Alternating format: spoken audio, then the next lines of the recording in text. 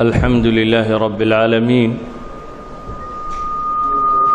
والصلاة والسلام على رسول الله وعلى آله وصحبه وسلم تسليما كثيرا. وبعد،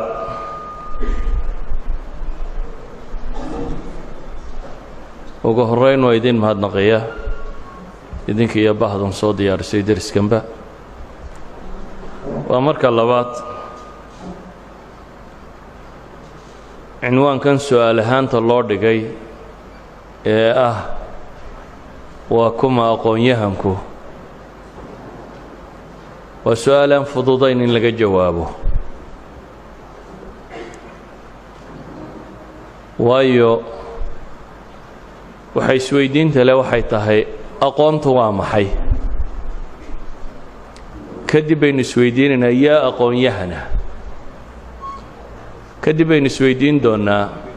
aqoon-yahanka aynu innagu u baahannay waa kuma, kaalintase uu bulshadeenna ku leeyahay maxay tahay. su-aasha koowaad ee ah aqoon, alcilm, maxaa cilmiya? waa su'aal aad u qadiima, waa su'aal da-weyn oo aadanuhu muddo aad u badan dooddeeda uu ku jiray. sidaa awgeed baa furuucda falsafadda aynu naqaanno lacallaha inay tahayba faraca ugu culus oo ah faraca epistemology. epistemologygu waa almacrifa, waa alcilm. waxaanu ka warramayaa maxaa aqoona, sidee aqoon lagu gaadha, bale su'aalo kaba adag oo ah wax ma la aqoonsan karaa mise waynu riyoonaynaa? aadanuhu xaqiiqada ma gaadhi karaa mise wuu ismoodsiiyaa? waa su'aal aad u da-weyn runtii. sida awgeed ayaa falaasafadii hore iyo kutubulfalsafa dhammaantood way ka hadlaan. su-aalna haddii lagu yidhaahdo waa su-aal falsafiya, jawaab falsafiyi ma jirtaba. waayo lacalla waxaa laga yaabaa inta madaaris fikriya ama school of thoughts dunida soo martay mid waliba jawaab bay ka leedahay. bale lacalla inaad is odhan karto mararka qaarkood mala filosof kastaaba ra'yu ka leeyihi. waayo falaasafadu waxay wadaagaan mushkiladda, laakiin xalka ma wadaagaan, jawaabta ma wadaagaan, ee waxay wadaagaan mushkiladda iyo soo bandhiggeeda. waana su-aal ilaa hadda dadka wax qoraa weli ay ku foogan yihiin siday uga jawaabi lahaayeen. xataa waxaa laga yaabaa furuucda cilmiga ee baxtigaa rag wax ka qoray oo weli su-aashanay ku taagantahay inaad arki doonto. maalan Ernest Mayr,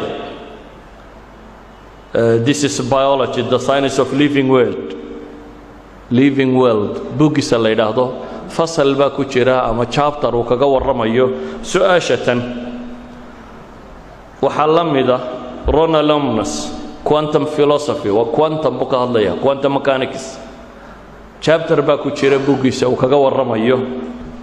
mal cilm ama maxaa aqoona. markaynu eegno David Zarnik oo ah ustaad culuum insaaniya, social science, buuggiisan akhlaaqiyaat alcilmi la yidhaahdo, chapter baa ku jira uu kaga warramayo mal cilm. kuwan aan soo qaatay ma aha dadkii hore, waa qarniga 21aad kuwa wax qoray. hadda qarnigii 20aadna maaha, waa qarniga 21aad ayaa weli akademigu isku dayaya su-aasha inuu dib u soo celiyo. walidaalik aadanuhu sidiisaba haddii la sifeeyo malaa waxaa la odhan karaa waa albaaxith can alxaqiiqa, waa raadiyaha ama cidda raadcaysa xaqiiqada inuu gaadho. sawaa ha noqoto ontology ama alxaqiiqa alwujuudiya, jiritaanka, metaphysics,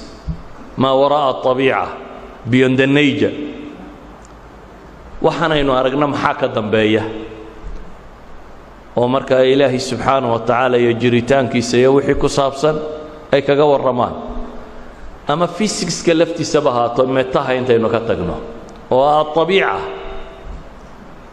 nature-ka inaynu raadacayno oo culumtan scienceska aad taqaaniin oo dhamme ay ku jirto raadcada nature-ka iyo xaqaa'iqdiisa inay wax ku ogaato ama ahaato faraca kale falsafiga ee ku saabsan ethicska alakhlaaqiyaat alqiyam maxaa khayra maxaa shara maxaa san maxaa xun waa farac ka mid ah furuuci alfalsafa amase ha ahaato faracan ku saabsan aestheticska ama aljamaaliyaat beautyga maxaa quruxa kuwa baadiya waa qoladan u taqaaniin fanka iyo muusiqada iyo aartka iyo naxtiga iyo suugaamaha iyo waxaan oo dhammi suurad bay rabaan inay kuu sawiraan qurux la yidhaahdo waxa ay falsafadi baadhaysoo dhanee xaqaa'iqda ay ku tilmaamayso ayi xaqiiqa raadinteed ayaa epistemologygu ka warramaa ama cilmigu ka warramaa ama macrifadu ka warrantaa aqoontu ka warrantaa walacalla haddaynu islaamka eegno aragtiyaha tirada badan lee nadariyaat almacrifa waxaa laga yaabaa inuu ugu dhadhow yahay nadariyada macrifada ee maxay almutaabaqa la yidhaahdo oo ah waa qowlka ama tasawurka yacni suuraynta ama weedha waafaqsan waaqaca xaqiiqada waafaqsan ayaa cilmiya haddaba su-aasha inaynu ka jawaabnaa su-aal fudud maaha aadanuhuna horuu ugu daalay haddii markaad tidhaahdo aqoontuba way adagtay in laga jawaabo insaanku waa xaqiiqa raadis su-aasha isweydiinta lee ka dhadhowi mala waxa weeyaan sidee aqoon loo heli karaa ama maxaa maraajic masaadir halkee aqoontu ay jirtaa laga raadceeyaa ama kayfa natacallam inaynu markaa raadcayno aqoontu inay masderna leeday wasiilo na leeday manhajna leeday saddexdaa eray u fiirso mid waa masder waa marjac waa meel loogu noqdo ka muslimiin ahaan waxaa la rumaysanyay masder ilcilmi inuu yahay alkown waalwaxyi universekan aynu ku nool lahay dhammaantii iyo waxyiga oo labadaasi waa maxay midi waa khalqullah aw mafcuulaatih ilaahay wixii uu abuuray uu sameeyey barashadiisa midna waxa weeyaan waxyigii xagga rabbi ka yimi ee aqoon ee rabbi soo diray labadaas shay waa marjaca fi shariica la rumaysan yahay inuu yahay maxay aqoonta meesha laga raadceeyo waxna waa wasaa'il aalaadka loo adeegsado aqoonta baadidoonkeeda oo ah alxis waalcaql alxis waalcaql ah dhagaha iyo indhaha iyo waxaan xiska xawaasta loo yaqaano iyo maanka ama garaadka ama caqliga oo ilaahay qur-aanka wuxuu ku tilmaamayaa والله أخرجكم من بطون أمهاتكم لا تعلمون شيئا إلهي علوشه يمكن بيدن كسو صاري إذن كان وحبا قرنين وجعل لكم السمع والأبصار والأفئدة لعلكم تشكرون وحيدين يلي أدواتك وحبرشو وحلقوا برطه سيدا وقيد وحكستو الدليل لوغها له قضية كونية أما الدليل لوغها له وحي قسمة كيمي ومعرفة ما هو علمي نورا كرة هدين لبدا الدليل لوغا واينا وخرافة سيوقت با إلهي القرآن وحكوت المامية قل أرأيتم شركاءكم الذين تدعون من دون الله كورم با إلهي سبحانه وتعالى شركاءكم الذين تدعون من دون الله عندنا عابد سان إلهي السكدي أروني ماذا خلقوا من الأرض أم لهم شرك في السماوات أم آتيناهم كتابا فهم على بينة منه بل يعد الظالمون بعضهم بعضا إلا غرورا إلهي وحلي الدليل كونك ككانا عركن يدلكن يوحن جريني وحكولين دليل كصابسن كان أما ما هي مد وحيية وحق الرب كيمي كان لبدا هدا مدنا ويدان با إلهي ليهي بل يعد الظالمون بعضهم بعضا إلا غرورا وحك لا يسقوا الرميسان وكدين يبين با إلهي تلماما يوحنا بماها سيدا وقيت وحين لنا هي مرجع أما ماشي أقول لوغو النقطة والوحي يا الكون أما كتاب الله المقروء هي كتاب الله المنظور أقولت آدمه بارو أردميون وأبور كان وحكم دول أقادي سيدو شقايه هدين وحكو كردننا وحين نسكو دينا وحاسي سيدو شقينا ينين نقلدنه inaynu ku dayanno all technology waa taqliidun liطabiica bay yidhaahdaan wax kasta oo scientific oo la ogaada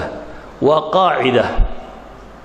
ama waa loo ka mida qawaaniinta kownkani uu ku socdo ayaad wax ka soo ogaatay dabeetana isagii baad isku dayaysaa inaad dib u isticmaasho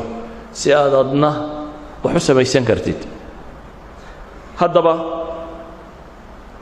wasiilada la isugu gudbiyaase muhiim maaha wasaa'ilka qaarkood dadku uu macrifo ku raadiyey shareecadu way diiday faalka iyo sixirka iyo riyooyinka waxa iska aan adillo dhaba ahayni ma aha adillo kownka cilmiga yaalla ama kitaabka cilmiga ku jira wax ka keena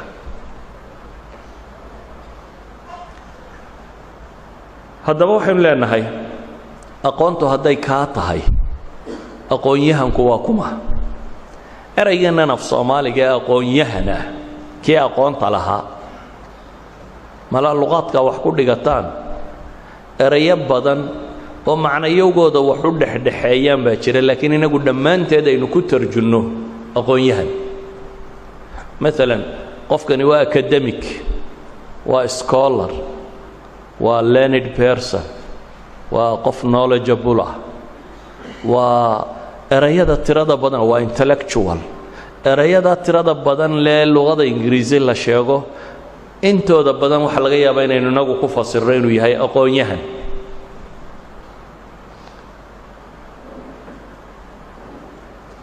mararka qaarkood erayadii intii af soomaaliga la qoray la soo kordhiyey waxaa ka mid ahaa intellectual people-ka waxay dhaha waa indheer garad indheer ayuu garanayaa qofna indhow buu garanayaa midna maxay indheer buu garanayaa waa erayadii markii dambe terminology-ga la soo kordhiyey indheer garad iyo aqoon-yahan bini aadam aan aqoon-yahan hayni miyuu jiraa I don't believe haddaad sidaa u tidhaahdo erayga sidaa waasica isaga sheegto ma qof aan aqoon lahayn baa jira ha yaraata hase badnaato ninka reer miyiga ah ee geela haysta waa aqoon-yahan geeleed ilaa xad soo maaha wuxuu yaqaanaa geeliisa sida loo maalo sida loo arooriyo sida loo xaraysto sida loo daajiyo sida yacnii wax badan oo idinku aydan suurayn karin oo cilmiyuu hayaa ilaa xad wuxuu bartay geela marka la lisayo hadhuubka xaggee lagala galaa mahaaneedka mise biskeedka haaneedka iyo biskeedka ma taqaaneen hadhuubka ninka geela lisaya maka dhanka bidix kaga jira hadhuubka loo dhiibaa hasha bidixdeeda taagan mise ka midigteeda taagan baa loo dhiibaa mise mid walba waa loo dhiibi karaa maya geeljiruhu mid qudhuu u dhiibaa waanu riisan garaynayaa labada ninba hadhuubka ma wada qabtaan geela ma taqaanin meel la yidhaahdo gorofleged halkan yara kuusan hasha adinkeeda gorofleged baa la yidhaahdaa gorofku waa hadhuubkay legedaa weeyaan hadhuubkay tuurtaa neefka geela iyadoo la lisayo ayuu iska dhaqaaqaa markuu doono hadduu dhaqaaqana gorofku kaaga dhufanayaa dee goroflegedkiisa gorofleged ba waxa loogu bixiyey dee gorofku legdaa idan waxaa loo dhiibaa ninka midigtiisu ay dambeedka lisayso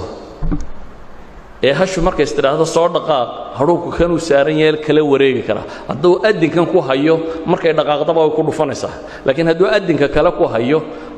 distance baa u dhaxeeya uu dareemi karo hashu inay soo socoto oo gorofkiisa ka duwi karo idan waa cilmi waa aqoon uu bartay hasha hadhuubka xagga lagala gelaya idan waa aqoon-yahan laakiin wakhtigan dambe waxaad mooddaa aqoonta dadka badh inay ku soo koobeen intan schooling systemka lagu qaato scholarka kuwan la yidhaahdo maalan ninka waayeelka ee boqolka sano soo jiray ee waayo aragga ee tajribo wax badan ku soo helay miyaan la odhan karin waa aqoon-yahan nololeed nolosha wax badan buu ka ogaaday haddaba haddii aynu nidhaahno wuxuu waa terminology ee literally ha u macnaynin yacni erayga af ahaanun ha isaga macnaynin haddaad tidhaahdo ee waa inuu yeeshaa macno maxay musطalaxa terminologya oo bini aadamka akademiga ama aqoon-yahanka qolada sheegatay isla garatay waa qof kasta oo aqoontiisu ay ku salaysan tahay labadaa masdar ee aynu sheegnay ee imaa waxyiga kitaab wa sunna ama ah kownkaasi barashadiisa ay ku salaysantahay una maray طرق علمiga ee la yaqiinsan yahay ama la rumaysan yahay oo wasiiladu adeegsaday ay tahay ima alxisu wa ima alcaql wasiiladu adeegsadayna ay tahay inuu caqliga isticmaalay ama se inuu isticmaalay maxay xawaasta uu isticmaalay dabeetana can طariiqi اlmulaaxada waالtajriba iyo wixii la halmaala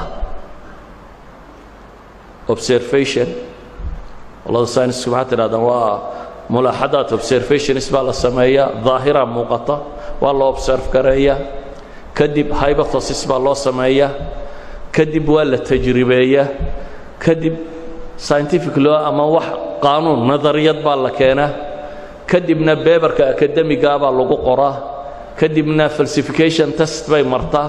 marka ama waa la naqdiyaa ama way sugantaa wax sugan oo aragti cilmiya bay noqotaa ama waa la naqdiyaa haddaba aqoon-yahanka aynu rabno inagu waxaan leenahay waa inuu ugu yaraan laba hal haystaa waa inuu leeyahay kayd aqooneed qaabkuu doonaha ku soo helo kayd aqooneed waa inuu qofkani sidaa ka labaadna waxaanu leenahay waa inuu xis naqdiya leeyahay critical waa inaanu weel lagu shubay wax ahayne wax naqdin kara waa inuu yahay haddii aqoon-yahanku uu ahaan lahaa weel wax lagu shubay haan la buuxiyey dee cd-yada iyo dvd-yada aqoon-yahan noqon lahaa soo maaha dii laga buuxiyo waxa kale ama kombyuutarka marka waxa lagu guro aqoon-yahan buu noqon lahaa aqoon-yahankaan rabnaahe bini aadamka ahi waa inuu noqdaa maxay qof kayd aqoomeed leh xis naqdiyaana leh wax naqdin kara wax duri kara waxaan uu sito af soomaaliga maxaynu odhan karnaa wax hufi kara dheh hufidda sooma taqaaniin waxaan la cunay ee baalka leh dhaqankii soomaaliga marka la tumo maxaa la samayn jiray si loo kala saaro buushaha iyo lubbi shayga midhihiisii rasmiga ee la rabay inta la tumo cabaar la buhabuheeyo ayaa kadibna masafta lagu shubaa dabeetana waa la hufaa waa la haadiyaa aqoon-yahanku markaa waa inuu noqdaa qof kayd cilmiyeed leh mar labaadna wax xufi kara haan la buuxiyay aan ahayne qof wax xufi kara oo wax naqdin kara oo waxan waxasan iyo waxa hagaagsan kala garan kara waa inuu noqdaa walidalik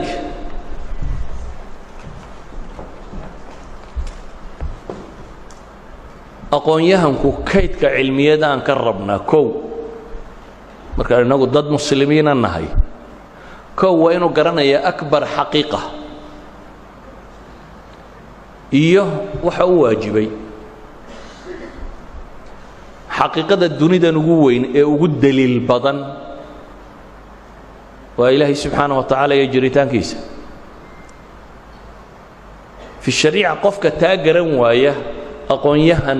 qur-aanku uma rumaysna inuu yahay ilaahay wuxuu leeyahay afaman yaclamu anama unzila ilayka min rabbika alxaq kaman huwa acma inamaa yatadakaru ulu lalbaab ilaahay wuxuu leeyahay afaman yaclam kii garanaya wixii nebi maxamedow kugu soo degay calayhi salaatu wasalaam inuu xaq yahay kaman huwa acma ka indhaala miyuu la mid yahay indhuhu waa wasaayishii ugu fiicnaaye maxay cilmiga lagu baranayay cilmi daaya wuxuu leeyahay wasiiladii lagu gaari lahaa buu qur-aanku saanu tilmaamaya kaman huwa acma inamaa yatadakkar ulul albaab idan cindana fi shariica oo fi lislaam waxay leenahay akbar xaqiiqa qofku hadduu garan waayo aqoonyahan noqon maayo waayo macluumaadka iyo macrifadu waxay u kala qiimo badan yihiin siday xaqiiqada ugu kala badan yihiin una kala anfac badan yihiin baynu odhan karnaa saasi daraaddeed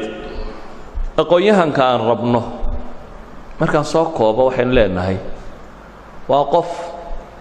aqoon cilmiyad xambaarsan oo labadaa masdar ka xambaarsan ama taa kowniga ee naajaralka ah ilaahay sameeyey ama taa waxyiga uu soo dejiyey xambaarsan xis naqdiya ana leh critical wax naqdin kara wax walba aan sidiisa isaga qaadanaynin wax hubin kara wax xufi kara wax haadin kara ka saddexaad waxaynu leenahay fi lislaam waxaa kaloo aqoonyahanka loo rumaysay inuu yahay aqoontaasi qof isticmaali kara oo mujarad haddaad aqoonta intaad iska buuxiso meel fadhiisato oo aanad nolosha dowr ku lahayn qiimo ma leh waa ka ilaahay tilmaamaya kuwa diinta gartay oo aan haddana ku dhaqmin ilaahay subxaanaه wa tacaala wuxuu ku tilmaamayaa kamahali اlkalb in taxmil calayhi yalhath aw tatruku yalhath sidii ey buu la mid yahay baa la yidhi eyga waxaa isku mid ah haddaad erido iyo haddaad iska dayso eygu wuu haraariyoodaa labadaba socaynkaa maa haraaryada ma taqaaneen carabka markuu laalaadiyo ha yidhaahdo yacni xayawaanka kale ee caadada waxaa lagu yaqaanaa markay kulayl dareemaan ama leeriya ama waxay lamid ay haraariyoodaan laakiin markay iska nabad qabaan ma haraariyoodaan eyguse isagu labada jeerba maxaa saa loogu matalay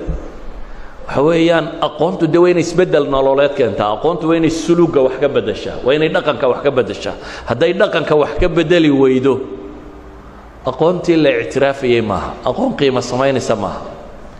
waa inay noqotaa aqoon adiga dhaqanka iyo bulshadaad la nooshay dhaqankeedba wax ka beddeli kara haddaba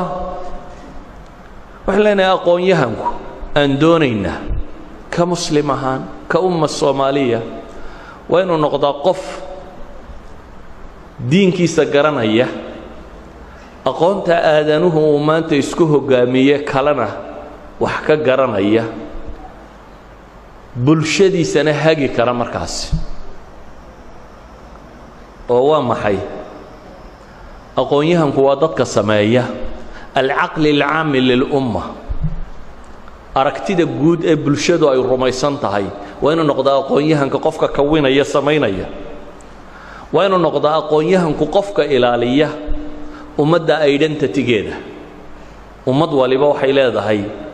identity wax lagu garto waxay ku soocan tahay waa inuu baadisooceeda ilaalin karaya waxay leenahay aqoonyahanka aan u baahanna waa inuu noqdaa qof hagi kara bulshada ila alkhayr samaha ku hagi kara waa inuu noqdaa haddaba umamka iyo isbeddelka ka dhaca ummad inuu isbeddel ka dhaco waxay yidhaahdaan waxaa sababa kow in la helo cultural revolution waa in ummadda dhaqankeeda la beddelaa dhaqanka la beddelaa waa maxay waa in la hufaa oo dhaqankaasi wixiisa xun waa in la tuuraa wixiisa sanna waa in la sugaa wixii kale fiicanna waa in lagu daraa sidaa awgeed ummadaha isbeddel kuma yimaado haddaan waxay rumaysan yihiin wax laga beddelin qaabkay u dhaqmayaanna wax laga beddelin ilaahay qur-aanka muxuu ku tilmaamaya in allaha laa yugayiru maa biqowmin xataa yugayiruu maa bianfusihim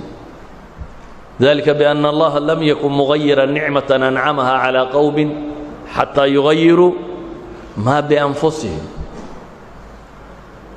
dadku waxa ay ku sugan yihiin maa biqowm baa la yidhi in allaha laa yugayir maa biqowm maa biumma dad waxay ku sugan yihiin isma beddelo ilaahay ma beddelo xataa yugayiruu ilaahay ay beddelaan maxay maa bilanfus garaadka iyo caqliga iyo dhaqanka iyo suluugga inay beddelaan mooyaane waxba isma beddelaan sidaa awgeed ilaahay markuu rusul soo diray rusushu waa aqoonyahanka cidda hoggaamisa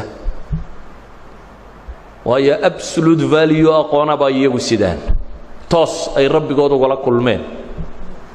aan wasiilo tajaarib bini aadanba soo marin ee rabbigood toos uga timi bay xambaarsan yihiin rusushu waxay sameeyaan iyo ambiyadu waa maxay maa bilanfus bay beddelaan dadku siduu u fakerayo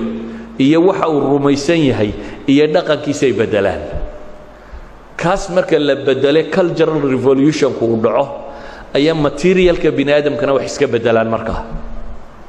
nebi moxamed calayhi salaatu wasalaam kitaab science ma sidin looma soo dhiibin tiknolojiyad iyo baabkaa waxaa loo soo dhiibay wax lagu beddelo bini aadamka cuquushiisa iyo afkaartiisa iyo aragtidiisa iyo dhaqankiisa iyo hiddihiisa wax beddeli kara taa markii la beddelay waxay taasi tilmaamtay waxaan xaq ahayn inaan dadku rumaysan wax kasta inaanu iska rumaysanin aqoontooda wasaa'ishay ku adeegsanayaan ima alxisu aw ilcaqlu inay noqoto inay naqdiyaan waxa aan toosnayn waxa toosanna inay sugaan inaanay aqbalin khuraafo dhammaanteed jahligu inuu ceeb yahay inay rumaystaan insaanku inuu wax bartaa inay fiican tahay in la rumaysto in cilmigu qadar inuu yeesho waxani waa aqaafadii culjarkii bini aadamkoo la beddelayo waa muctaqadkii bini aadamkoo la beddelayo wuxuu rumaysnaa qofka bini aadamkaahi waa qaabku u dhaqmayo la beddelayo taasaa waxay dhashay qarni kadib inay dunida aqoontii taallo dhan intay ururiyaan ay hufaan weliba oo waxaanu cuntamayn intay ka tuuraan ay ka dhigaan wax aadanaha wax tara bale sarter george sarter miyaa la odhan jiray ninka ugu caansan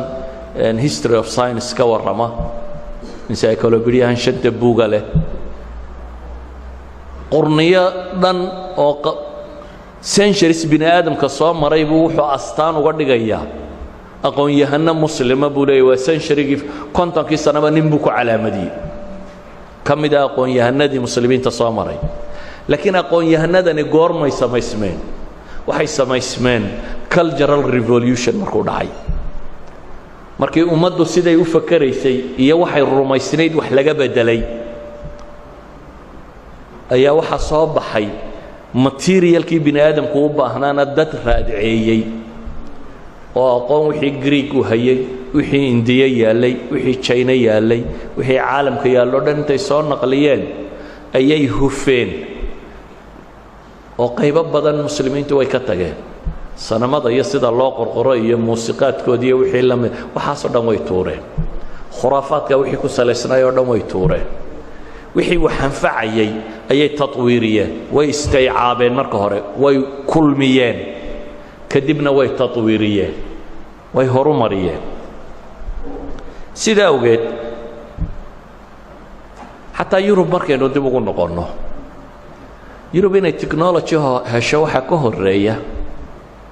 inay thaqaafadeedii beddeshay cultural revolution inuu ka dhacay waxaa maqashaan yurub iyadoo laga warramayo casuurtii caqlaaniyiinta ama casru tanwiir enlightenment waxa la yidhahdaa maqashaan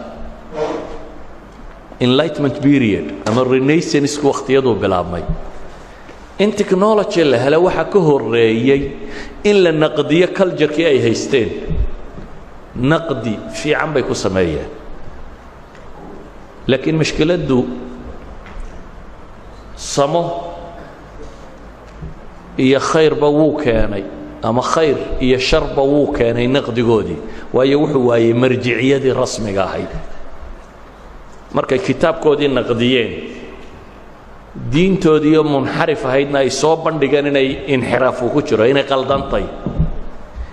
inuu bini aadamku wax ku daray inuu kitaabkani ahayn sidii uu alle uga yimi inaanu ahayn taasi waxay sababtay markaa inay diintoodii oo dhan tuuraan ha tuurane laakiin caqliga saliimka wuxuu ahaa inaanay moodin diimahoo dhammi inuu kitaabkoodan qaldan yahay yurub may dhaafin kaljarkoodii iyo kaljarradii kale may daraasaynin maalan islaam may daraasaynin authenticity-ga kitaabka rabbulcaalamiin ka yimi qur-aanka may daraasaynin koodii bay ku toobaan koodii way tuureen xisi naqdiyana way la yimaadeen oo ah waxay haysteen inay naqdiyaan taasaa waxaa ka dhashay inay raacaan asaaliibtii muslimiintu tajriibiga ay raacayeen in kiniisadda laga xoroobo afkaartii kiniisadda in laga xoroobo aragtiyo badan oo khuraafo ah in laga xoroobo aqoontii dunida taallay in la soo tarjumo in la tatwiiriyo in la naqdiyo taasu ku bilaabmay idan umamku inay isbeddelaan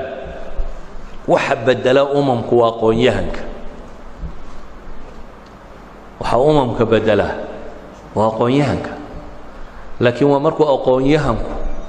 kaydkiisa aqooneedna saxan yahay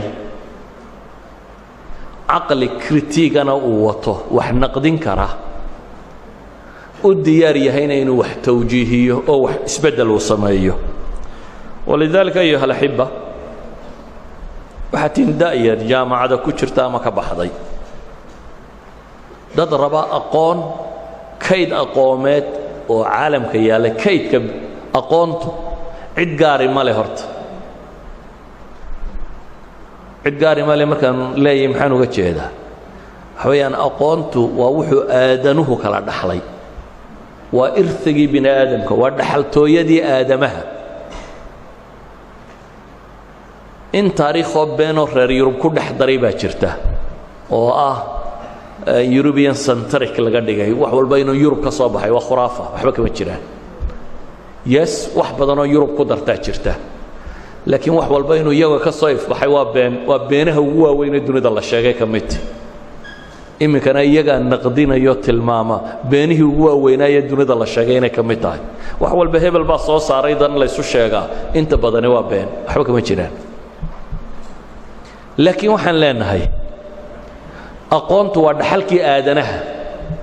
reer nebi aadam wuxuu dhalay tajaaribtoodii ay wadeen oo la ururiyey weeyaan laakiin yurub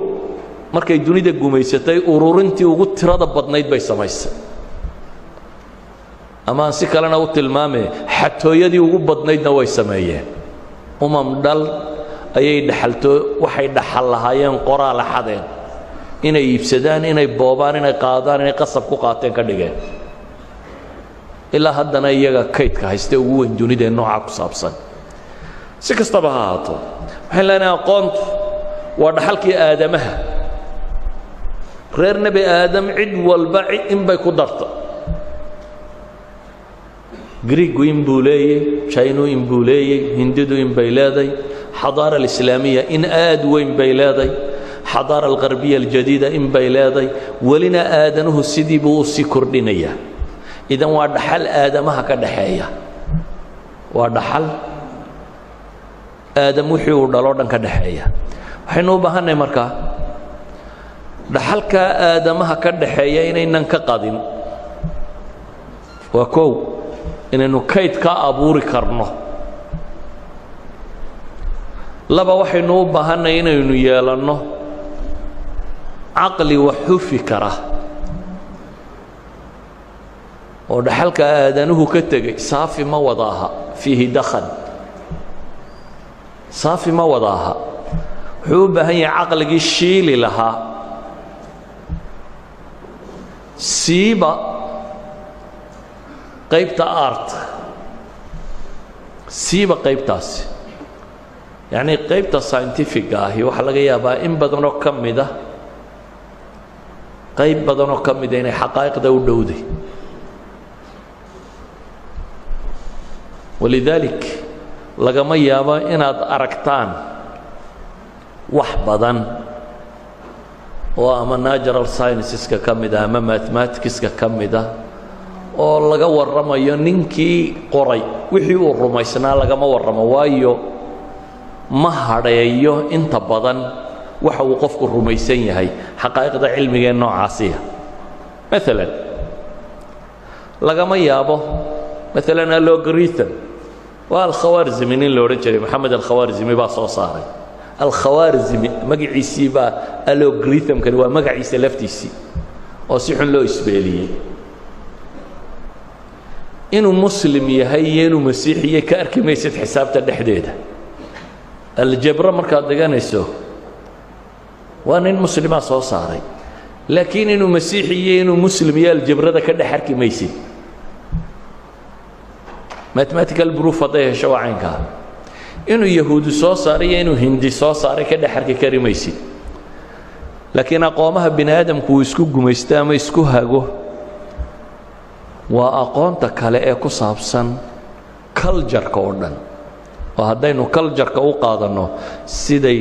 فرانسيسكا يوم حي إنجليز كو شرحان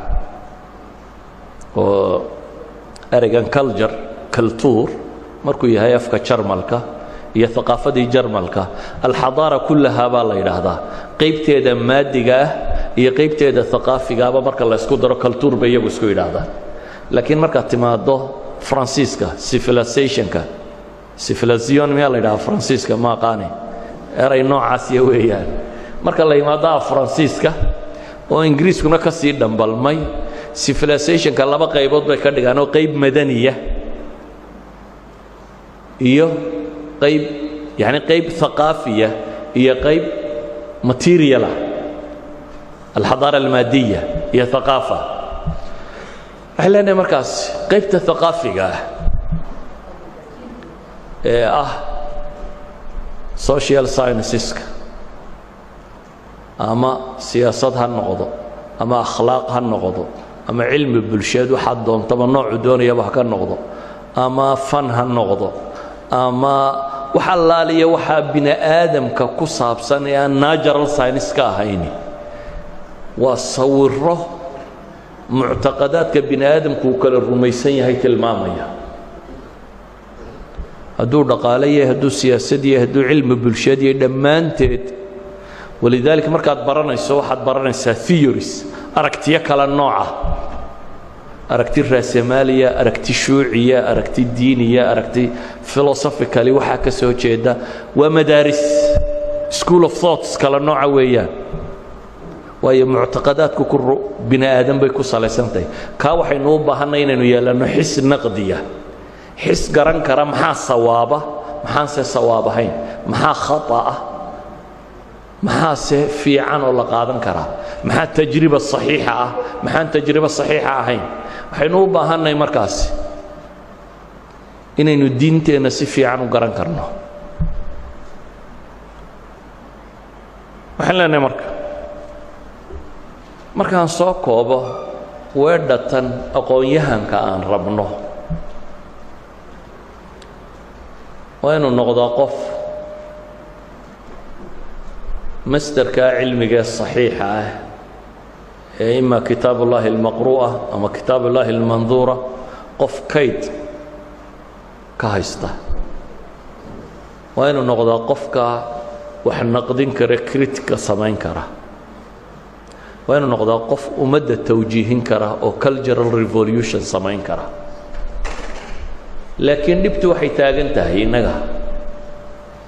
markuu aqoonyahankeenu gadaasha ka maro odayaasheena iyo jiilkeenu rabnay inaynu bedelo waxay dhibtu taagan tahay markay aqoontu xagga dambe ka marto taxadiyaadka aynu leenahay sideedaba qofka bini aadamka challenges ba ka hor yimaada caqabado noloshu waa caqabado aqoonyahanku hadduu aqoonta caloosha ka horu mariyo aqoonyahan maaha maxaan cunaa haddaad u noolaato hadday noqoto aqoontaydu maxay gooysaa suuqa marketka maxaan ka gooya haddaanay aqoontu xishood iyo cilmi iyo wax qiimaynaynin waxay qiimaynaysaa uu noqdo see lacag lagu helaa walow badda ku dhacnee qiimo male markaa maaha aqoontii cultural revolutionka samaynaysa maaha hadday aqoontu noqoto aqoonyahanku hadduu noqdo qof la iibsan karo sultadu iibsan karto dowladuhu laaluushi karaan oo iibsan karaan aqoonyahan maaha hadduu aqoonyahanku noqdo qof qabiilku iibsan karo toban oday intay kuu yimaadaan yidhahdaan reerku saasuu damcay waa lagu iibsaday hadduu aqoonyahanku noqon karo qof la bajin karo oo ama sultada jirta bajin karto baqagelin karto ama culture-ka bulshadu ay leedahay ee xun culture-ka san waa inuu ku baqageliyo waa inaad ixtiraamtaa inuu ku baqageliyo maaha laakiin culture-ka liita uu ku baqagelin karo aqoonyahan maaha ama aqoonyahankan rabnee wax bedelayay maaha sida uga dhibtayna haysata caalamka saddexaad waxaa ka mid ah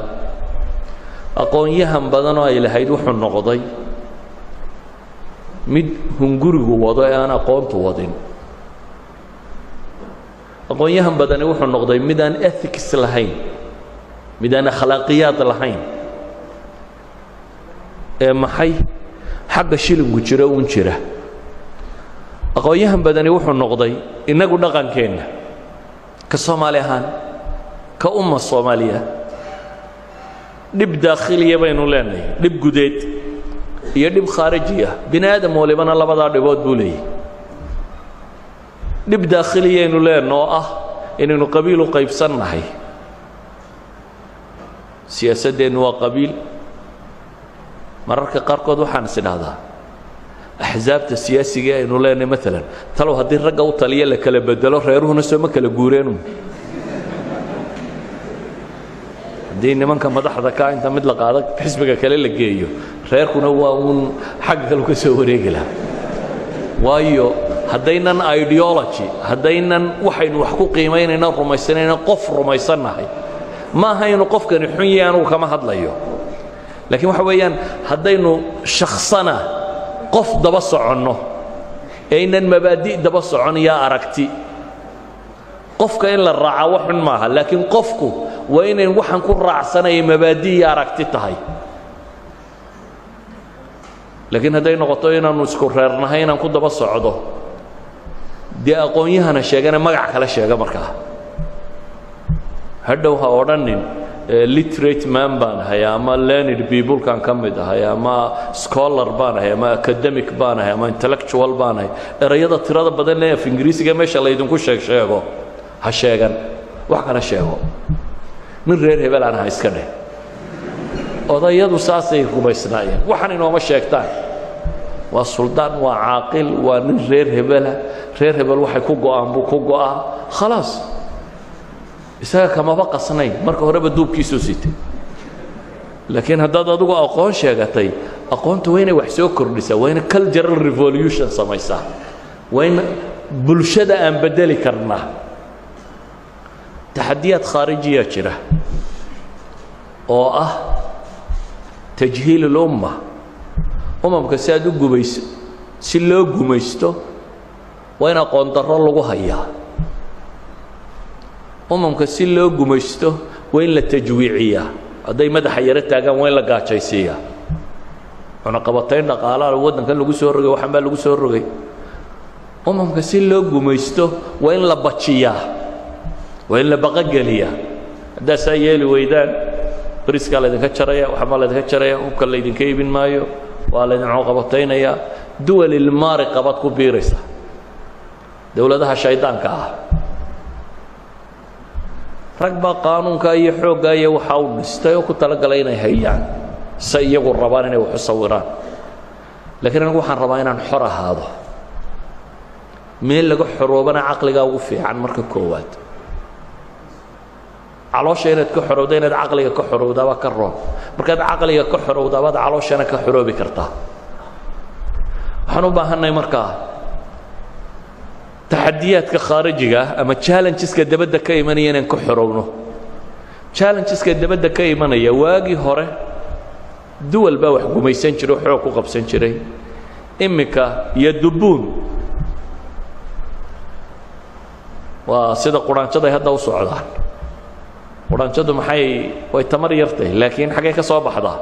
مالك استوتش حنون بيفوت كصورة لسادات كيجو فينين دي بلشدة تسدع عادة بلشدة هذا burburto quraanjo dhan baa ka soo dhex baxda bulshada Soomaaliyeed way burburtay culturally bay burburtay dawladnimay burburtay dhaqan baa burburay diin baa xataa burburay dadnimadeedii baa burburtay dhaqaalaheedii baa burburay wax kasta ay soo qaadatay way burburtay dadkii dabadda ka ahaana way ka soo dhex tooseen maalin walba seminar yar iyo capacity building baa la inoo wada soo capacity-ga numa dhismo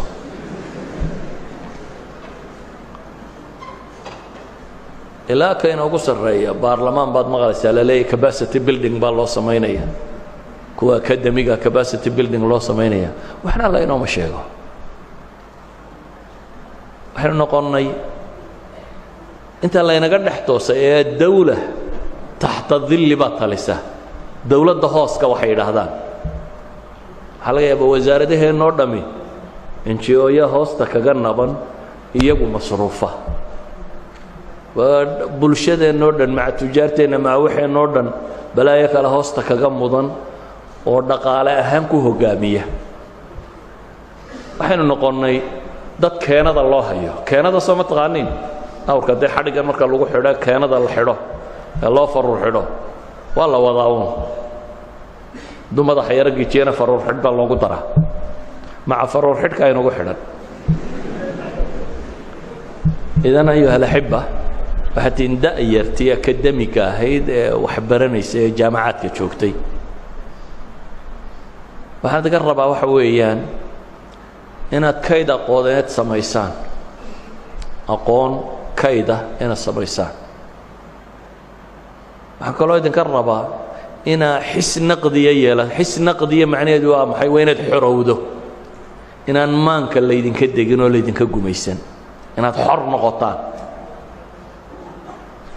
intaa markaa yeelataan waxaa awood u yeelanaysaan inaynu bulshadeenna bedello bulshada dadka ugu badan ee bedeli karaana waa aqoon-yahan hadduu aqoon-yahanku yahay mid qandiilka toojka midu sida ummadda hadduu noqdo aqoon-yahanku waa qof dadka u ifinaya jidkay mari lahaayeen aqoon-yahanku waa mid dadka u ilaalinaya kaljarkooda wixii san iyo dhaqan iyo diin ay leeyihiin ilaalinaya oo ka ilaalinaya in cid kale soo gasho aqoon-yahanku waa mid isku dayaya ummaddu waxa xun ay haysato mid duminaya hadday qabiiltay hadday mukhadaraad tahay hadday dhaqan xumo kala tahay hadday ammaanad darro tahay waxa allaaliya waxa bulshada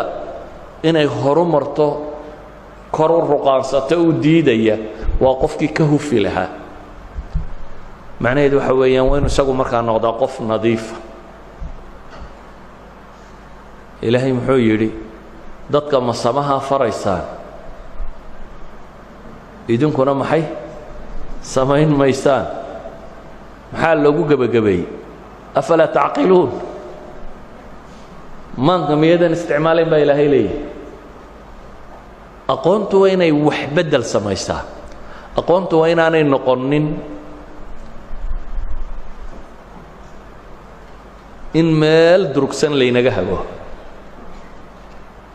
tusaalaan ku siinaya dadka maanta dunida haga waxay isku dayayaan waxa kale ka kaalay xataa dhadhankeenna inay hagaan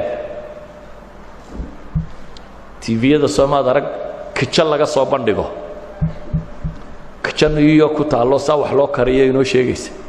maadana wuxuu haystaan karsan aqoon baa jira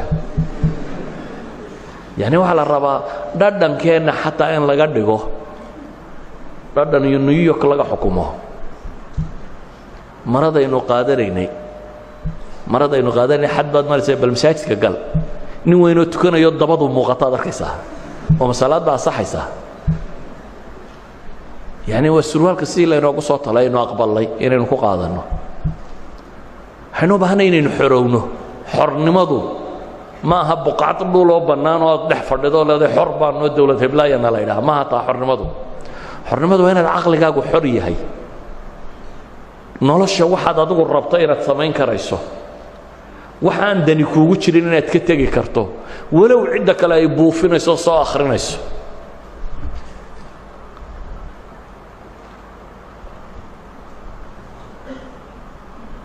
waxaan ku soo koobayaa marka aqoon-yahannimo waan isku dayay inaan ku ag warwareego bal waxa ay sheegayso wax ka mid ah inaan tilmaamo